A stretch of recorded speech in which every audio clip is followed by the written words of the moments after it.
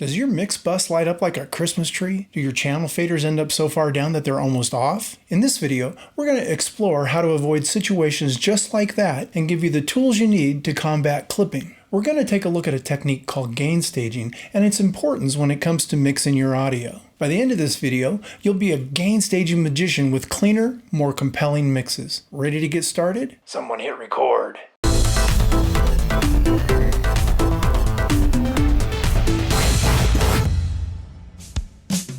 Hi kids, my name is Merlin and I'd like to welcome you to Better Home Recordings. Today we're going to explore gain staging, what it is, and why you need to address it before you do anything when you're starting a mix. At the end of this video, I'll have a Better Home Recordings super tip for you that will elevate you to the gain staging order of Merlin. So be sure to stick around for that very important tip. So, what is gain staging? Gain staging is the process of managing the relative levels of each step of an audio signal path to prevent noise and distortion. Ideal gain staging occurs when each component in an audio signal path is receiving and transmitting signal in the optimum region of its dynamic range. Typically, in the past days of the analog world, there was about 114 dB of headroom between the recording console and the tape recorder, much less if the quality of the console or tape recorder were lacking in any way. It was not uncommon to see engineers running the signal into the red on the VU meters. This was for several reasons in general. First, analog recording consoles sometimes took on a smoother, more pleasing sound the harder that its analog circuits were driven. Secondly, the hot output level from the console also helped to saturate the analog tape, which also created a pleasing, smooth sound. The hotter signal also helped create a higher signal-to-noise ratio, which was a constant battle at the time. It helped to minimize tape hiss from the analog circuits, guitar amps, etc. Now, in the digital world, we have 144 dB of headroom in 24-bit, so there's really no reason to have record and mix levels that are pegging the meters. 144 dB of headroom gives us massive amounts of dynamic range and rarely does an occasion arise where we need that much headroom. I'm sure you've all seen VU meters. VU meters have been a proven industry standard for decades, assisting engineers to set proper recording levels and to mix with headroom and a well-balanced gain structure. VU, by the way, stands for volume units. Analog VU meters were generally calibrated to have 18 to 20 dB of headroom above 0 VU before distortion and clipping. In the digital world, VU meters can commonly be calibrated to whatever setting is most convenient to the engineer. Digital meters read from -60 to 0 dB FS, which means 0 decibels full scale, also known as digital zero. Anything past 0 dB full scale will result in digital clipping, which is just god-awful sounding. Basically, initial gain staging involves making sure that your audio signal is at an optimum level so as to allow for mix processing without clipping the channel output. Generally, most engineers shoot for a final gain staged level of -18 dB full scale as the sweet spot, which gives them a solid signal level and plenty of headroom before clipping and distortion. And that should be your goal too. Gain staging affects the entire signal path. You must ensure that signals going into your EQs and other plugins are of the proper level and that the signals coming out of the plugins are at the same level as the input so as to maintain the headroom required to not clip the input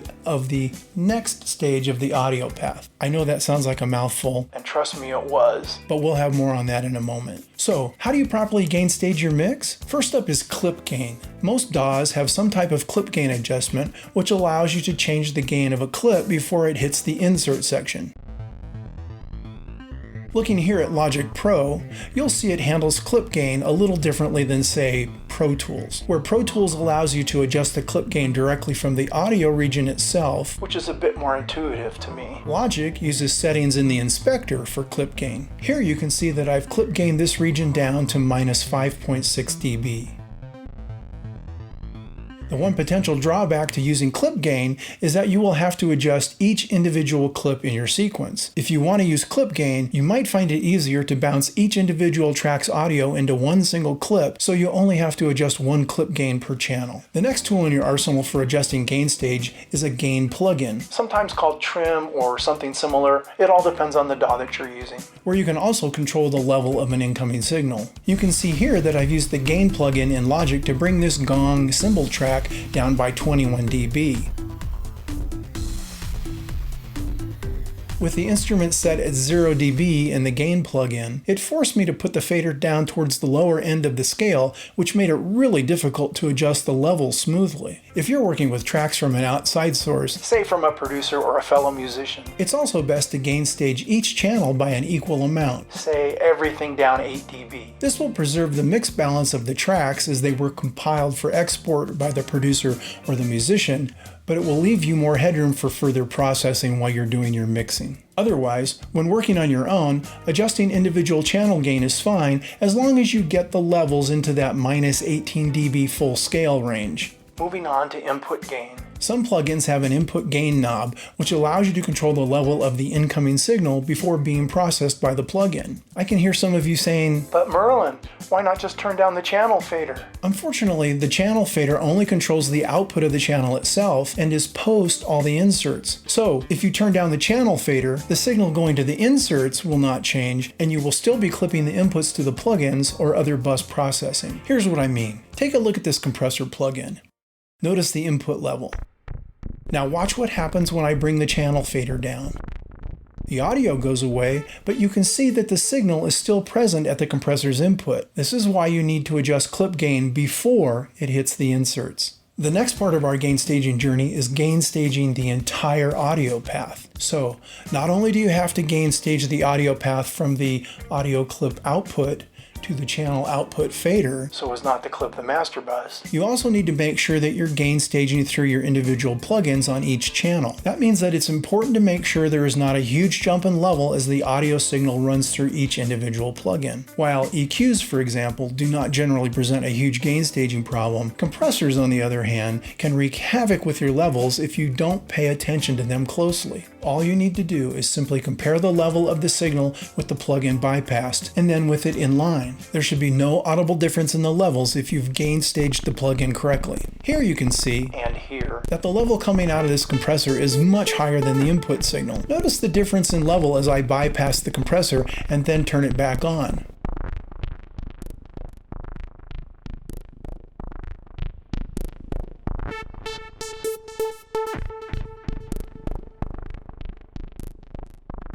That's not good. Fortunately, most plugins, including this compressor, have input and output level controls. This will allow you to gain match the signal going into the plugin and also coming out of the plugin. I'm going to turn the compressor's output down 8 dB and see what happens.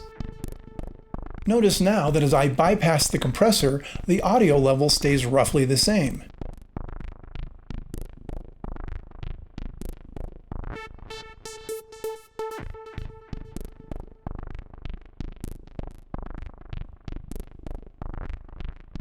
This is a good thing. It's not hypercritical that the signals are exactly the same. You can check the levels with a dB meter if you feel the need. Using your ears is fine though. And faster. So as long as the level differences are not drastic, you'll be fine. The ultimate goal with gain staging is to ensure that you have plenty of signal to mix with and yet also be well above any noise floor you might be experiencing while not clipping the individual channels or the master bus. A side note, proper gain staging also helps avoid situations like having a channel's fader being down at the -50 dB level, where the fader resolution is much smaller than it is with the fader at or close to the 0 dB fader setting. This will give you more flexibility when you have to move fader positions in small increments. So there you go. There are your basics of gain staging. Consider yourself a gain staging magician. That brings us to today's Better Home Recording Super Tip. Sometimes, even though you've gain staged everything perfectly, you'll find that your mix is still clipping the master bus output channels. Now what do you do?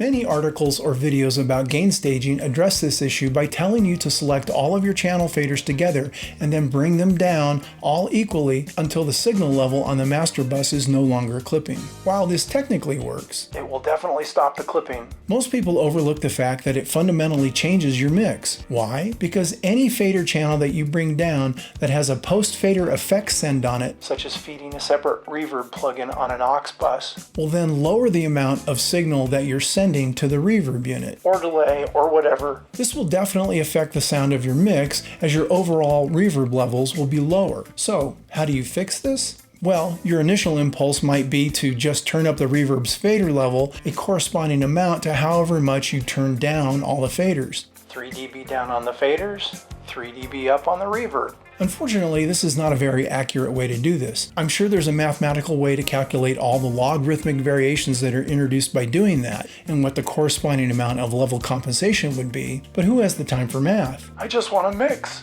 You could adjust a level by ear, but that can be subjective and lead to inaccurate results. A better way to approach this situation would be to route your channels through several group buses. I normally use groups like drums, percussion, guitars, keyboards, vocals, effects, etc. This lets you put the individual group buses at unity gain, 0 dB, and not run the risk of clipping the group masters since your entire summed mix is not going to a single bus. The signal load is spread out amongst the individual groups. As you can see with this track, I'm clipping the output buses quite a bit, even though none of my individual fader channels are clipping. I've created 6 group buses, 4 main groups, drums, bass, keys, and effects, and 2 additional groups, which I've labeled drum squish and back bus. We'll talk more about bus mixing in a future video. Now, I can simply bring the group faders down an equal amount to stop the master bus from clipping, while maintaining my mix integrity. Because I'm not changing individual channel fader levels, the sends to the effects plugins are not affected and the dry-wet balance is maintained. Ta-da! Keep in mind though, if you're feeding post-fader effects from a group bus, you will have the same issues that turning down individual post-fader sends did. Another important thing to keep in mind is that if you've recorded any channel fader automation, you can't simply turn the individual channel faders down, as they'll just return to the automated positions as soon as you hit play. Adjusting all the fader level automation information can be quite the nightmare too. Adjusting the group faders will not affect any fader automation that you might have recorded, and is a much faster way to adjust levels going to the master bus. What's that you say? But Merlin, why go through all of that? Why not just put a gain plugin on the output of the master bus and adjust the levels there? I like your thinking, young Padawan. Keep in mind though, that if your mix level is clipping the master bus, it will also be clipping the input of the gain plugin. Once something is clipped, there's no way to unclip it. So do your gain staging at the individual channel and group levels and you will have smooth sailing. I hope you can see why setting up groups for mixing can be a lifesaver. I set up groups on all of my mixes just after gain staging each track and just before I start mixing. I also have them built into all my templates. And there you have it. I now award you with the Gain Staging Order of Merlin. I'm so glad you stopped by today. If you have any questions on anything discussed in this video or would like to suggest a subject for a future video, please leave a comment down below. I would love to hear from you. That's it for now, kids. I hope to see you again soon, and remember, the first rule of better home recordings is there are no rules. Be sure to check out my video on some additional items you might find useful for your home studio here, and please remember to like this video and subscribe to the channel for more fun and information. I would very much appreciate your continued support. See you soon!